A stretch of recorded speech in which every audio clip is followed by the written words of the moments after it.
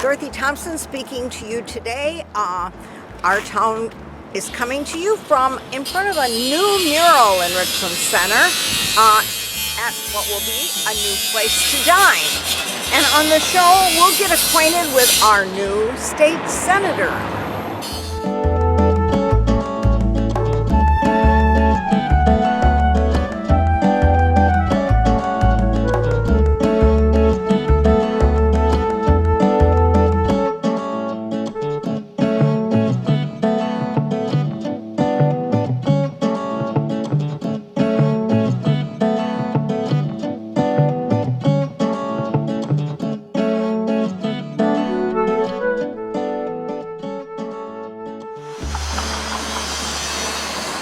Well, we're going to hear what the Richland area retired educators members heard. A meeting with our state senator, Sarah Keyeski. And her presentation to you. Again, please hold your questions if there are questions, or when she tells you she's ready to do a question and answer period, please. So without any further ado, I would like to introduce Senator Sarah Keyeski.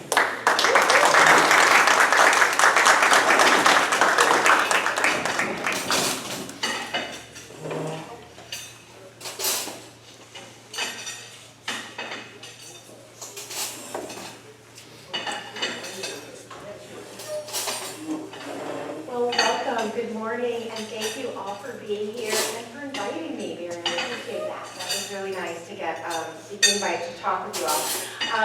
He called it a presentation. I don't have a presentation planned. All I have is some thoughts that I can share, maybe some things, some insights about the job, the things that I'm learning. But as he said, please ask me questions, because I think that's probably going to be the more interesting part, is for me to share with you things that are important to you. One real treat today, I just have to give a shout out to educators in general. I love meeting some teachers, and Mr. Gilitzer happens to be in the audience, and he was my history teacher back in the day in Ashton, Wisconsin, where I grew up. And so it's really, really special for me to see him here today. I think he and I are probably both just as shocked that I'm here as a state senator from our little town. So it's really quite a pleasure. And makes me really nervous.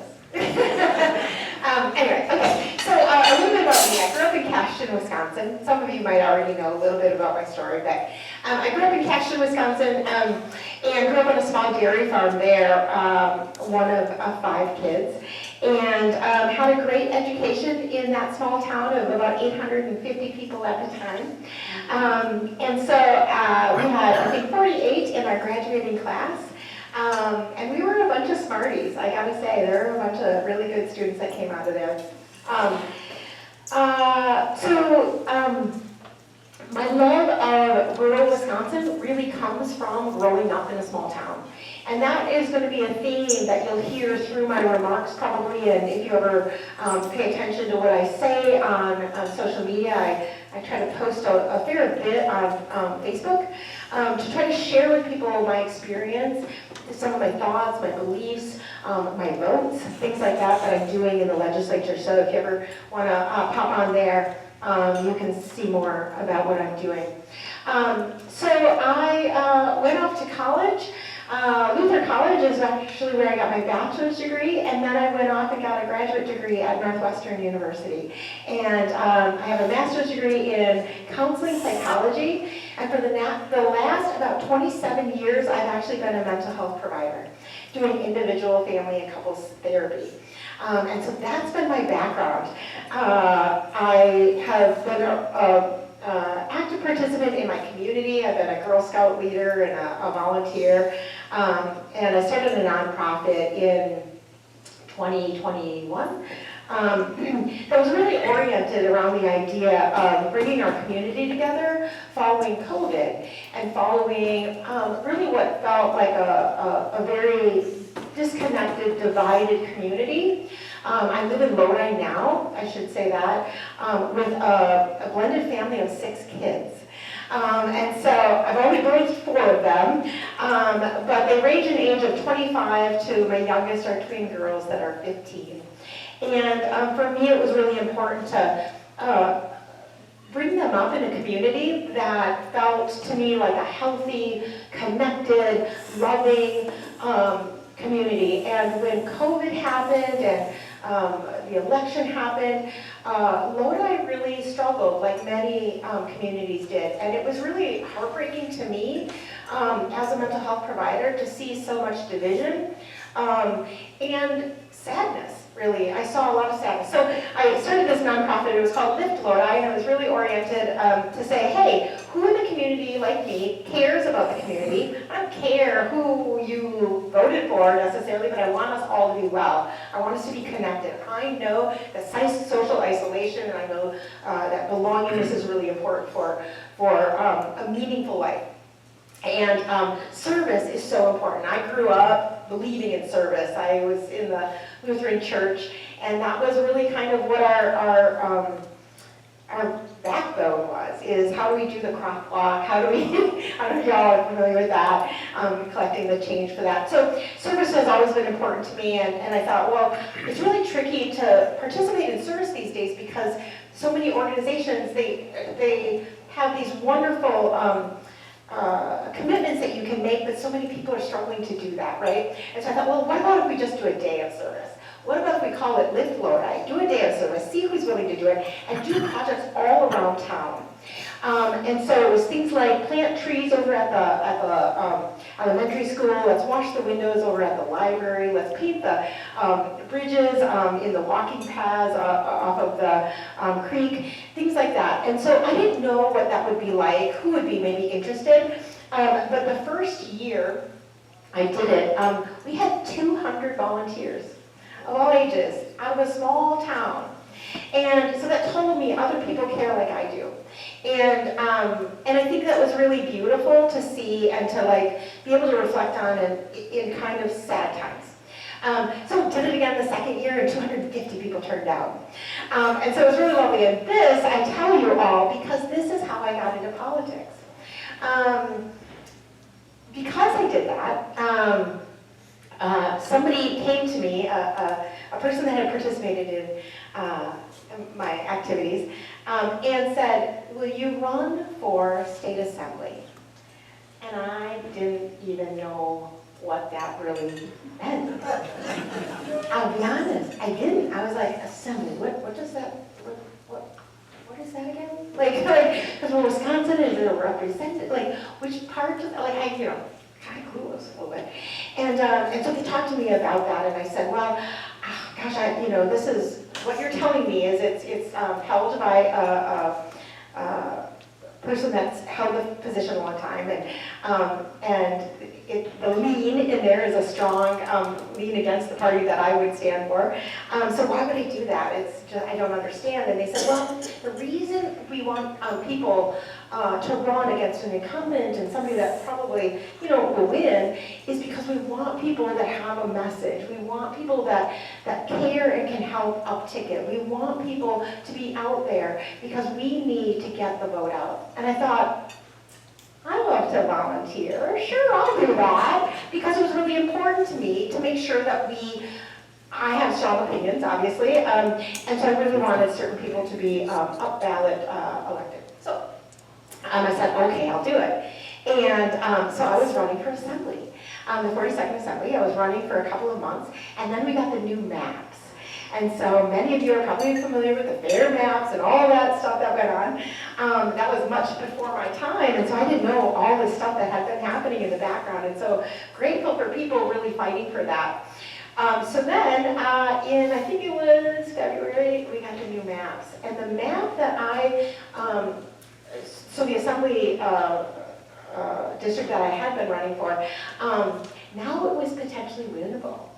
And so I thought, I don't want to be a politician. That's not what I'm doing, so I'm stepping out. And somebody else that wants to run, great, go for it. Well, it turns out I got lucky, I guess, that because I had been running with no eyes on me, I could just do me, right? Because like, they're not going to care like what I say, really. They just want their name on the ballot. I mean, they want me to be decent, of course. But so I that was really important to me. So I wrote my own, website, I created my own pamphlet, whatever. And what happened was people had seen it. And so it came down to the new maps, and I get some calls. And they said, Sarah, would you please run for state senate instead? And I thought, what? Did you understand? I don't really want to be a politician. I want to be in service, and I'm volunteering and all this. They said, no, we really want you to run. We see what you've done, we see what you stand for, and we'd really like you to be our representative. Meant a lot to me. And so I said yes, because if somebody asks you to do something they believe in you for, and you feel like it's really important, I guess you say yes. I got a family of 6 kids and 1 husband and my dog, and we just said, okay, we're going to do this. So that was like about a 50-50 race. Ran against an incumbent, and was lucky enough to get voted in. And so now I am your representative, and I like to call myself a public servant, because that's really how I feel about this role.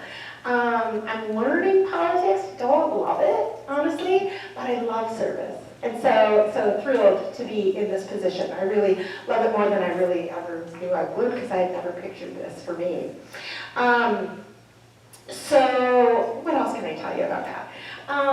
So the district that I now represent is all of Sauk County, all of Richland County, the southern part, very small southern sliver of Adams and Juneau counties, most of Columbia County, and the northern part of Dane County, with one little nugget over in Viola, one little in another county. So basically, little parts are all of 7 counties. So it's big. It's a bit suburban, and then gets very rural. And again, that was really important to me when I ran, that I get to be the voice of rural Wisconsin.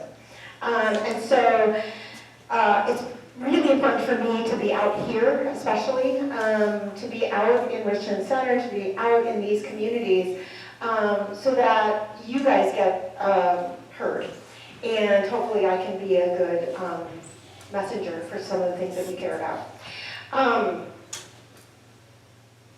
So I am now on committees. I am on the Education Committee. And I'll just tell you really quickly about that. I asked to be on the Education Committee. And I was lucky enough to be put there, and I think a little piece of that was I was a substitute teacher for a bit, for a couple of years. After I had my twin daughters, stayed home with them, and then and worked the mental health provider role, and I stayed home part-time. And then once they got into school, I was kind of like a little bit like I needed to do more. And so I just decided I would be a substitute teacher.